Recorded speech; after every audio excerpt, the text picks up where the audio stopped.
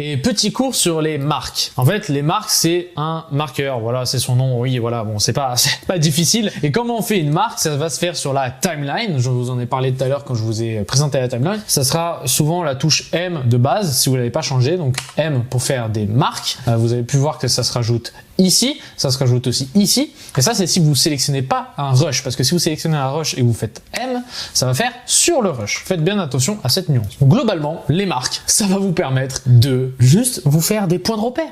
Un peu comme les libellés en fait. Et donc du coup, ces points de repère qu'on va venir rajouter juste ici, on peut en mettre plusieurs pour se dire ok, à peu près à 2 minutes 50, il se passe ça, il faut que je pense à faire ce montage, etc.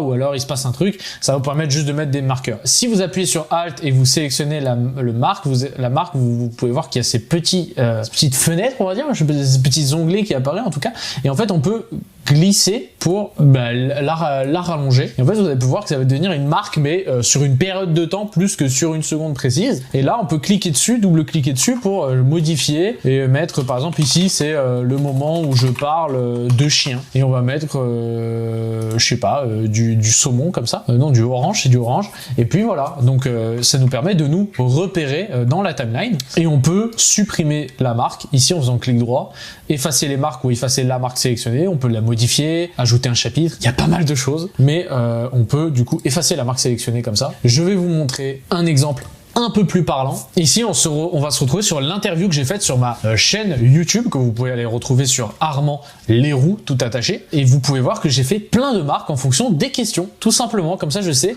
Ici, on est sur la question que penses-tu des prix pratiqués dans le domaine de la vidéo? Que fais-tu sur Twitch? Quelles sont tes affinités avec YouTube? Clac, clac. On a des marques sur la longueur qui nous permet de bien nous situer dans la timeline et nous repérer. Bon, ce fut assez court, mais c'était le cours sur les marques et que j'espère qu'elle vous aidera. Vous pouvez modifier évidemment le raccourci des marques si cela vous chante. Vous pouvez les rajouter ici dans la timeline. Vous pouvez voir ici, c'est ajouter une marque ici. Et vous pouvez cliquer, ça va ajouter une marque. Alors là, ça va plus modifier sur celle où j'étais.